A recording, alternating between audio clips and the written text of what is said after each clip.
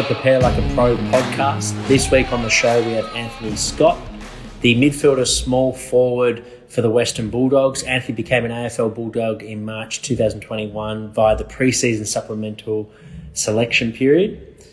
The 25-year-old utility was a member of Footscray's VFL program in 2019, winning the club's best and fairest in his debut season while showcasing his ability to play across all three lines. Anthony was elevated to vice-captain ahead of the VFL 2020 season. However, unfortunately, it was abandoned due to COVID-19. He's a versatile, ready-made player and has transitioned to the AFL level very well. Before we start episode 43, the Prepare Like a Pro podcast mission is to empower aspiring athletes and staff with practical knowledge from some of the industry's most inspiring individuals and to strengthen the AFL community. If you like the show, please show support by following us on Instagram and by subscribing to the podcast. We are on YouTube, iTunes and Spotify. I can see Anthony is on. Thanks for jumping on, mate. I'm just going to send over the invite. Here he is. How you going, mate? Thanks, Jack. How are you? Yeah, going well. Thanks for jumping on. No worries at all. We'll dive straight in. Take us back to the beginning, mate. What age did you start playing footy and where were you playing your junior footy? Yeah, so started playing through Auskick, so basically as young as you could. Yeah, I think maybe we were 5, 6 back then when we started even.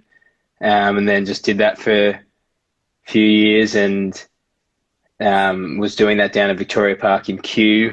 And that happened to be the same place that the Kew Comets had as their home ground. So naturally just went from Auskick at Victoria Park to playing for the Kew Comets Junior Football Club. I had an older brother who was playing there as well. So just followed in his footsteps and was there for a few years. Actually had quite a successful junior team. I think we've got almost 10 guys that I've played with at Kew Comets that have either been at or are still at an AFL club. So we were pretty successable, yeah. Won a few premierships. Yeah, I can imagine. 10 out of the team, that's amazing. That's you don't hear that very often. And do you guys catch up regularly? How well connected are you guys? I know it's hard as you get into adult life to stay connected outside of your bubbles, but how often would you guys see each other? Do the premiership team catch up very often? No, we haven't caught up, but that's actually not a bad idea. Might have to tee something up. There are a few that I continued to see a fair bit and play sport with as we progress, and some that I went to school with as well, like Luke McDonald. He was a Trinity boy, a year above me, but we played school footy together. Still see a bit of like Jack Billings, talk to Jack Sinclair a bit, those guys, and then like Jake Kelly, he's over in Adelaide, so a bit hard to see him. And then there's a few like Hugh Beasley, who was at Brisbane for a bit and has since come out of the system, but he's one of my best mates from school, so I see plenty of him too. Fantastic. And so, yeah, you played at a young age. At what age did you recognise you had a talent for the game and that you were going to be a professional and take it to the next level?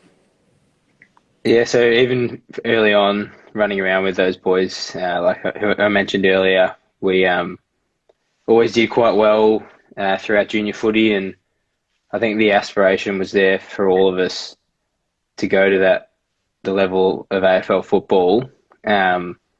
And then naturally through the pathway, you play primary school boys football, which I missed out on, but a few of the boys that I was going through with did that. And then I had a little bit of a setback in year 9. So when I was 15, I had a few hip injuries. So I missed where the TAC Cup pathways really start.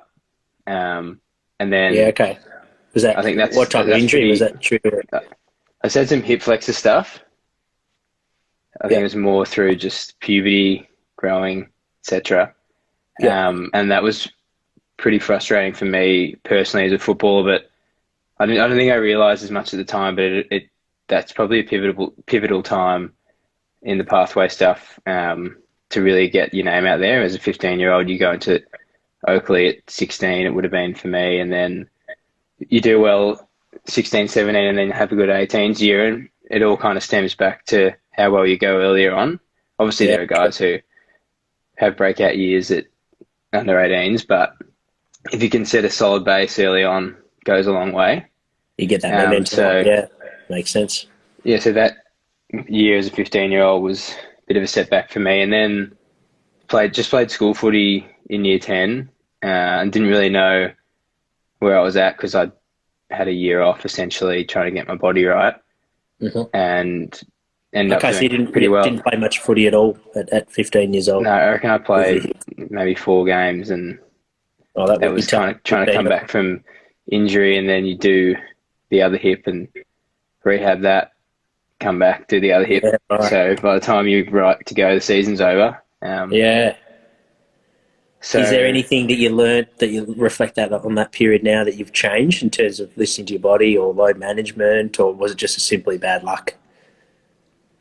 I think it's bad luck because there's so much going on when you're going through puberty and you're at that age. I had no idea what was going on. I hadn't spent much time with physios, sports scientists, etc. So you kind of learn as you go. Maybe tried to come back too quickly and ended up re-injuring it. But try telling a 15-year-old that he can't play footy with his mates. It's pretty tough. Yeah, absolutely. So I had that year, which was a bit of a setback, but then come 16, played school footy, had a decent year, and then was playing in the first 18 football team in year 11, and momentum started to build and realised, passion's still there, still got a bit of ability. Played first again in year 12 and played for Oakley as well, and as an 18-year-old. So, like I mentioned earlier, didn't have that from 15, 16, 17 to build a foundation, a bit of a reputation. Just walked into the program pre-season as an 18-year-old at the Chargers, and ended up playing the first 2 months there, and then school footy takes precedent. Did that as an 18-year-old, won the school BNF, so I was happy with that year in terms of my school footy. Didn't get as much of a look in as I probably would have liked the back end of the TAC Cup year. We weren't a super successful team on the field. However, we had a lot of guys get picked up from that side. There might have been 6 or 7 guys who got drafted from my Oakley side. So that was successful in that sense. Would have been nice if we made final. We didn't even make the finals, but we had so many guys picked up, which is pretty funny. And it's a great great story to share, actually, because I know since I started Prepare Like a Pro, I do get a lot of questions from young kids that ask what can they do if they're not a part of a NAB League program, and literally that question, actually, do you have to be part of a NAB League program to get drafted? And so going through that time, like you mentioned, you first started as an 18-year-old, so I imagine there would be a clicky bunch from those that knew each other from 15 in that program all the way through to 18. How did you tackle that process from the connection and the sort of social element of the game back as 18-year-old starting in pre-season? Yeah, I think it's just putting as much of yourself out there as you're comfortable to do. It'll vary depending on the type of personality you are, but first and foremost, you want to let your footy do the talking and get that out of the way, and then naturally, as everyone's doing the same thing, everyone wants to go out there and kick the footy. You'll gravitate towards people will gravitate towards you, but also just being yourself and trying to create connections as quickly as you can. Under 18 is good because you've got guys who are going through year 12 as well, schools that are near you, even some guys that go to the same school as you. So it's just about getting on the front foot early and putting yourself out there, like I mentioned, in a footy sense, but also just through your personality too. Yeah, fantastic. Awesome, mate. That's really sound advice. Thanks for sharing that. And along those years, those junior years, who were some strong influences on your game? Yeah, so I grew up with the likes of, who I mentioned earlier, Luke McDonald, Jack Billings, who were pretty highly touted guys from a young age. Yep. So it was pretty cool to go through the journey with them. And like Luke, for example, because his father played football for North Melbourne. I think he played for Hawthorn as well. He always had the potential to be picked up as a father-son, which eventually he was. So everyone in the circles thought, even from 12, 13 years old, that he was going to get drafted. So it was good to watch the way he went about it from a young age. And then Jack Billings as well was probably going to get picked up even from sort of that 12 to 15 age range. And then even at school, you had blokes like Adam Tomlinson, Dom Tyson walking around who were also pretty highly touted footballers from a young age, and just to see the way they go about it. I remember Dom would always walk around between classes with a water bottle in his hand. Yeah. To stay hydrated. And then I was very good mates with his younger brother, Hugh. And so I was involved in that family a lot and saw the way that Dom went about it. So it was really good. Even when it first got picked up by the Giants, just doing some of their summer running programs over the Christmas break, and doing that with him, because that gives you exposure to what the AFL program's like essentially. And what we were 16-year-olds, 17-year-olds, he just entered the system, and being able to do an AFL program, even though it was just a small taste, was a pretty good experience. Yeah. And how much was it of that was a step up to your normal off-season work? Massive. I think ignorance was bliss for us in that sense that Hugh, Dom's younger brother, and I would just we'd be down the Mornington Peninsula, we'd rock up at Rye Oval and 6:30 in the morning and not know what we were getting ourselves into, but you just kind of see Dom do it and run off the back of him, running his slipstream a little bit at times. Yeah, amazing. And I imagine he'd share a lot of his experiences since being in the program with you guys, and it's how important is being, your closest five mates, or your social environment that you're with as a footballer, developing footballer, do you think? Yeah, really important to surround yourself with people who have similar aspirations to you, and even if it's just your schoolmates who maybe don't have the dreams of playing AFL football, but will support you and have similar interests to you. Like even in the last 12 months through the COVID period where we couldn't play any footy, just being able to go down to the park and kick the footy with mates is super important, and guys that will give you the chance to do things that you want to do and not hold you back is very important. Awesome, mate. And on that note, if you were speaking to your 17-year-old self, would you change anything how you went about it with if let's say it was your younger brother, so with the knowledge and experience that you now have, would you do anything different, or you felt with these programs and these people around you, it sounds like you're doing a lot right? Yeah, I'd probably say to put everything out there, leave nothing off the table. Yeah, because I think one thing for me is that, like, I'm a little bit of a perfectionist on the footy field. I don't really like to make mistakes, but sometimes you want to put yourself in an uncomfortable situation to actually grow. Mm-hmm. So I think as successful as I was as a 17, 18-year-old, I didn't end up getting drafted. So it was either my ability that didn't get me there or something else. And I feel for me that I had the ability. It was probably just going out there and having a full-on crack, and whether it's walking off the field after a game or if it's at the end of the season or taking stock halfway through the year, being able to say to yourself, well, I know that everything that that I've put out is all of me, and I have no regrets, and nothing's been left off the table.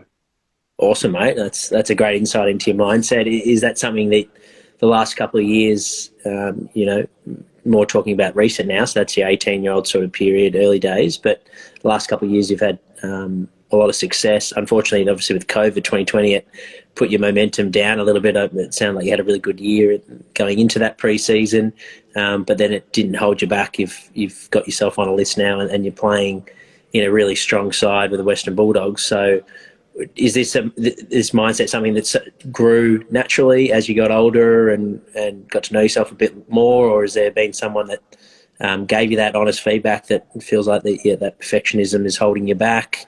How have you sort of grown to having this mindset? Yeah, I definitely grew the mindset for sure, because I've had experience of VFL clubs before, and I think 2019, it really clicked for me, and I realise now that experience is invaluable. And when you're younger, people say, well, you're inexperienced, and maturity means a lot. And you kind of brush that off as saying, oh, that's just something that old people say because they wish they could be young again.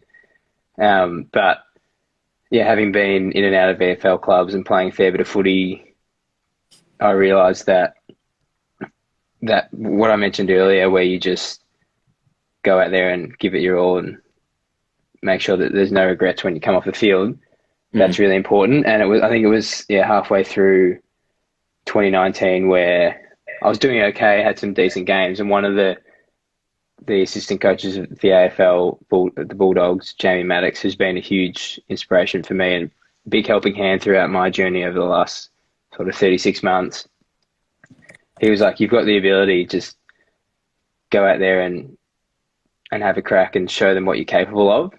Yeah, awesome. And that was a big turning point for me in 2019. And I just thought, well, I'm going to get the footy in my hands as much as I can. I don't want to be selfish and do anything to the team's detriment, but grab the footy when I can, kick goals when they're there, and just be involved as much as I can, because I know off the back of my ability that the result is going to most likely be a good one for me and the team. Yeah, fantastic. That's awesome insight, mate. Thank you so much for sharing that. And confidence is so important, but also putting in the work as well, and having that confidence in your own ability is just as important. So that's great for young developing footballers to hear that. That's really awesome, mate. We've had a couple of questions. Actually, I might throw it over to some of the followers. This is sort of on topic as well. So, James, how did you deal with the adversity of being overlooked? So that 18th year where you had some, 7, 8 mates, drafted. How did you cope with that? I didn't really expect to get picked up at the end of that year, just through my form for that season. Like, I played good school footy. Like, I won the best and fairest at school, and that's like a nice feather in the cap. But a lot of it does come down to your TAC Cup form, and didn't have high expectations at the end of the year. And then for me, it became, well, what do I want to get out of footy? And first and foremost was just enjoyment. So first year out of school, I just went and played for the old boys, had a lot of mates down there, and just had a heap of fun. And then off the back of having fun and enjoying playing footy with my mates, it was still at a relatively high standard, which I think you can't shy away from the fact that if you want to get a look in, you want to be playing at the highest standard that you can. For me, it was VAFA at that point. I'd heard that it was probably better to go into a VFL club with a bit of a reputation instead of trying to fight amongst others coming fresh out of under-18s. That's interesting. So it wasn't just going to play with mates. So you played, was it VAFA A grade or B? Yeah, A grade. A grade, to have fun with your mates, but also you wanted to go into VFL with, almost, I guess, being invited rather than going straight from NAB League. Yeah, my best piece of advice especially if you're going to an AFL aligned VFL club, if you can do it like this. I mean, if you can go straight from 18s to a VFL club that's keen on you, then that's great. But if you can build a bit of a reputation and actually have them come after you, it's going to give you, one, a lot more confidence when you get there, but two, a better standing amongst the coaching group or whoever it is that's got you down there. So I got contacted by Richmond off the back of a representative game that I played as a 19-year-old for Old Trinity, and so represented the Big V, and then Richmond contacted me. So that was good because I knew that they were after me. And then just realised that perhaps there was still an inkling of an AFL dream there, and perhaps Richmond could be the platform to go to that level.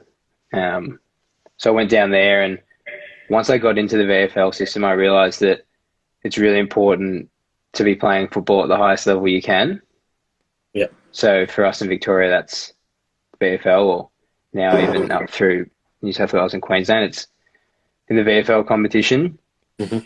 and just showing your wares as best you can at the highest level you can play at. Like a lot of guys will go and play amateurs or the Northern Footy League or whatever it may be, and be playing well, and then thinking, well, why aren't I getting a look in? I'm playing good footy at the level I'm playing at, but there's still a lot to be said about playing footy, good footy at the highest standard you can. And VFL was that for me. So just kept applying my trade there, and a bit tough at Richmond because they had a very fit AFL list. Fell out of favour a little bit amongst the coaches.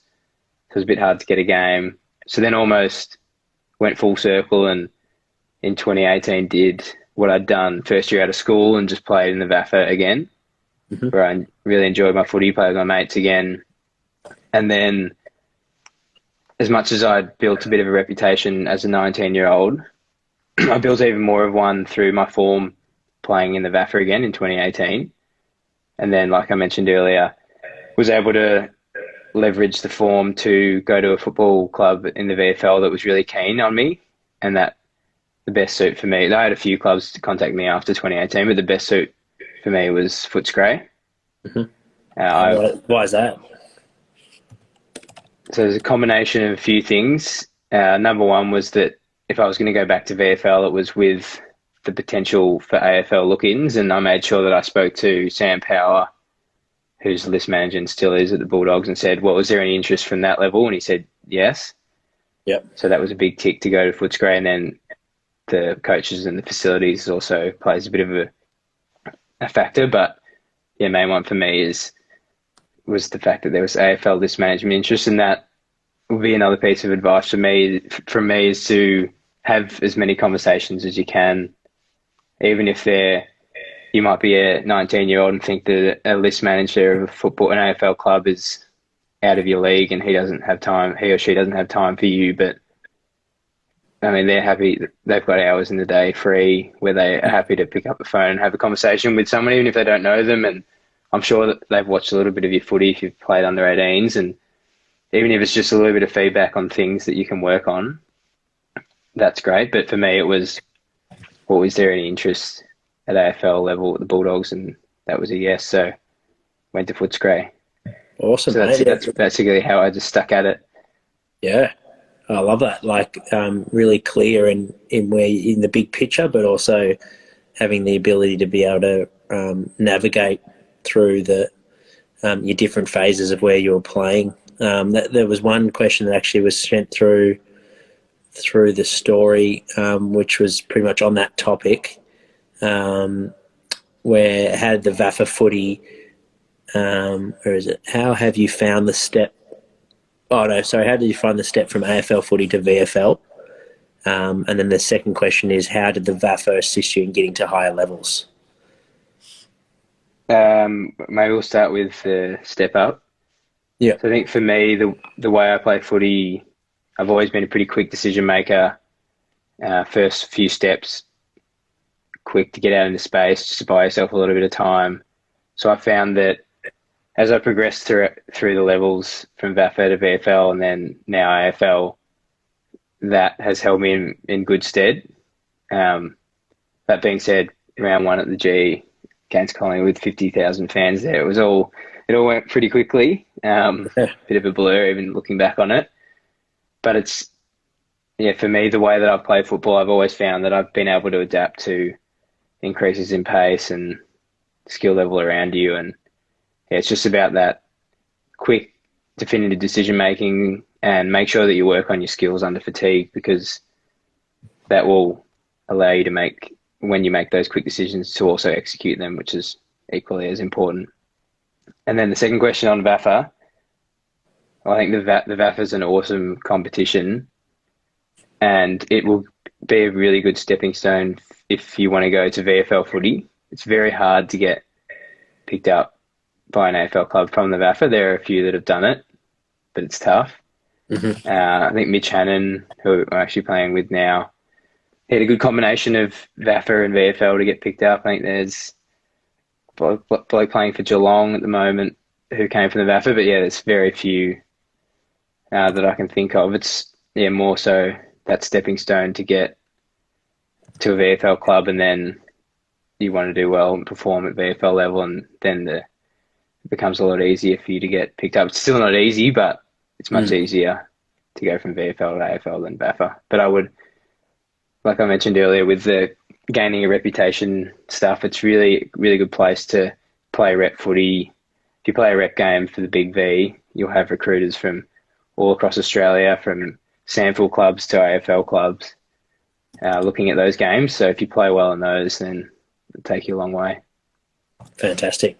Oh, that's awesome, mate. Thank you for that advice. That's last one from the followers. This one's from a strength and conditioning coach, James. What are some things you've noticed about the coaches through your career that you've respected? For example, traits, behaviours, actions. Feel free to name drop. But yeah, that's there. Through my coaches? Yeah. Is it strength and conditioning or just coaches in general? I think it's staff in general. Yeah, so Gia was awesome in 2019 for me. There's one thing he said when we were doing game review that really stuck with me, and we'd watch a few edits of the game, and he'd always say that we're not pulling out one-offs here. These are sort of patterns of behaviour through the team or individual that we're looking at. So that was really good, because it wasn't necessarily about the finer details. It was, well, for example, are we winning the ball back and then going back to where the traffic is? Did we do that on a few occasions? Well, maybe we should be bringing the ball out the open side, for example. Yeah. So things like that. That was really good to realise that coaches look more so for patterns in gameplay, and they're not going to pull you apart for missing a kick here or there or a handball. Yeah. So I wouldn't get too pent up on that stuff. All the Bulldogs coaches are great. The assistants that I've got to know over the last few months at the Bulldogs are fantastic. Spent a bit of time with Rowan Smith early on in the back line, and I think there's this huge move to creating positive energy. I think a lot of old-fashioned coaches would have been a bit more harsh when it comes to feedback, but for young footballers growing up now, it's all about that positive reinforcement and allowing everyone to play to their strengths. And that's a big thing that Bevo likes to talk about a lot, is just bringing your strengths out of your game, giving you license to do what you do. And that's a great thing about the football program at the Bulldogs, is it gives everyone the opportunity to flourish and be the player they want to be. You stick to a game plan, but at the end of the day, when the ball's in your hands, you can be creative and just about do whatever you want, which is a really exciting environment to be in. Yeah, and a lot of the strength coaches I've had been fantastic. But Alfie or Alistair Fahey, who was part of the Footscray program in 2019 and now is doing some AFL stuff. He's awesome with his one-on-one, making sure that technique's good, and that's really important as well when you're in the gym. I'm sure you can back this up, and a lot of your technique is more important than high reps, because if you're doing it with bad form, it can be a waste of time. Yeah, couldn't agree more. Technique's very important for all ages, but particularly when your body's still growing. Focusing on how well you're moving will put you in good stead, and you should get continual growth that way, and let the weights come as well as injury prevention. So they go hand in hand with, that's the beauty of technique. Your body's going to pull up better from it, and your performance is going to be better as well. Oh, that's awesome, mate. It sounds like you've been driven and focused on your path, and you've been involved in different programs, which is the amazing thing out of all that, with school footy to Oakley to Richmond, Old Trinity, Western Bulldogs, and then now you're in the AFL. So I know there'll be a lot of guys that this will resonate with, whether you're playing VAFA, footy, NAB League, school footy. You've done it all at all different age groups, which is really good. So thanks so much for jumping on, mate. We'll wrap it up with this year. It's got to be a fun year to be a part of with what you guys are doing at the Doggies and your role. Do you want to take us through how your pre-season went with your first AFL pre-season, and a little bit of what your role is in the team and what you're looking forward to as well for this year. Yeah, so first AFL pre-season, bit of a different one in terms of pre-seasons, because I came down with no guarantees of a list spot or anything. I didn't even have any guarantees of being there for longer than a couple of weeks. Like, I was working full-time, so they were wary that each hour I spent at the Bulldogs was an hour away from my full-time job at Telstra. So they were like, well, we're not going to string you along if we don't think there's something there. And then for me, it was, well, you want to impress as much as you can. And it's a pretty tough environment when you feel like all the eyes are constantly on you and you don't want to put a foot wrong, because that could put a line through your name. Yeah. So it's hard to make sure that you stay relaxed but also perform at the same time. Like every day's game day, I imagine, those 2 weeks. Yeah, so I just came back to what I knew and just making sure that doing the little things well, preparing as best I can, eating well for a start, getting a good night's rest, set you up for the day. And then when you're on the track, try to treat it like any other pre-season. Run hard when you need to with the running stuff, and that can be off the back of doing stuff prior to actually getting there. So I was working quite hard in the months leading up to start of the AFL pre-season to make sure that I knew that I had confidence in my body to be able to deal with the running loads. And then the rest is just natural ability, so kicking, handball, all that stuff. And I had a year off last year, obviously with COVID stuff, so I was pleasantly surprised with how well I was backing up for sessions and skill level and everything, and then just kept ticking boxes as we went along. So got through the first month, then we started doing some match sim, did pretty well in the match sim, and then we started moving to like a 1s v2s setup, found myself in the ones. Yeah, so that and at that point you still weren't on the list yet? Still wasn't on the list. Yeah. Yep. And then that went well, and got to the Hawthorn, the first like real hit out, still technically wasn't on the list, and there's a bit of stuff with Essendon which we won't delve into, but things started going well on that front, but always had in the back of my mind that still, like, you want to play good footy. Yeah.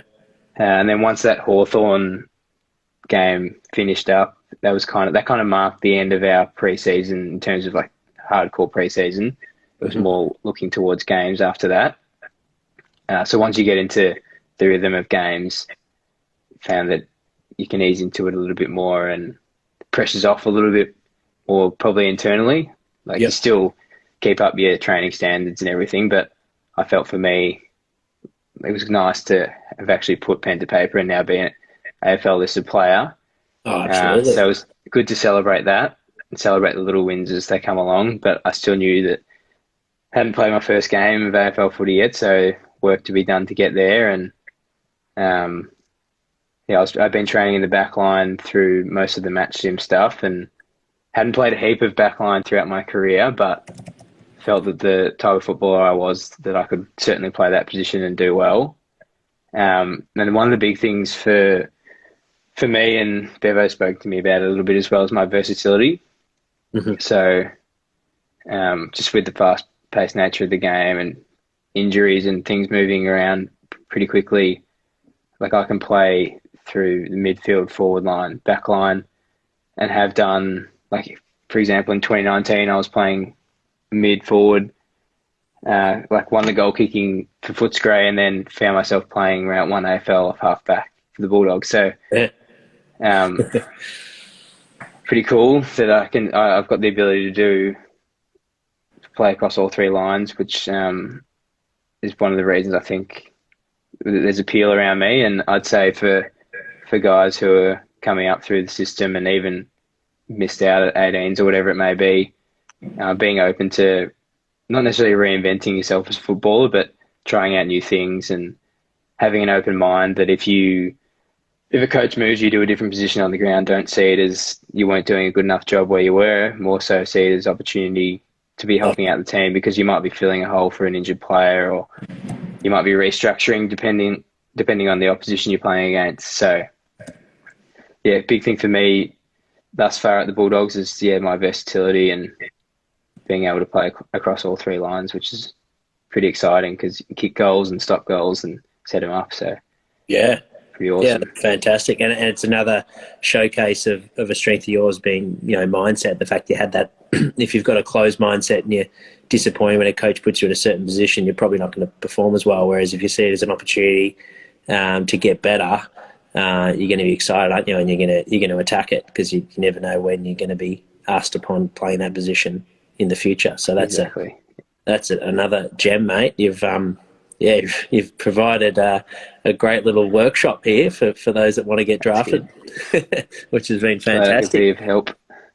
Big help, mate. It's been really good. I really appreciate your time and energy that you've provided everyone tonight, and I want to thank you so much for jumping on. And it's been really good, mate. I've got a lot out of it, and I'm sure many more will too. No worries, Jack. Thanks for having me on. All the best for this weekend as well, mate. We'll be looking forward to hopefully another win. Cheers. Thanks, Jack. All the best. Awesome, Anthony. Catch you, mate. Thank you for listening. Make sure if you enjoyed this episode to follow us on Instagram. We've recorded this on IGTV, so you can watch the full recording if you missed the start of this episode with Anthony Scott, and as well as anyone that wants to subscribe to our community, you'll get a free 4-week strength and conditioning program. So head over to our link in our bio for that 4-week program. If you want to work with one of our coaches one-on-one, you can also click that link or direct message us. And thank you. Make sure to subscribe to the podcast. We're on iTunes, YouTube, and Spotify. Thanks, guys. Till next time.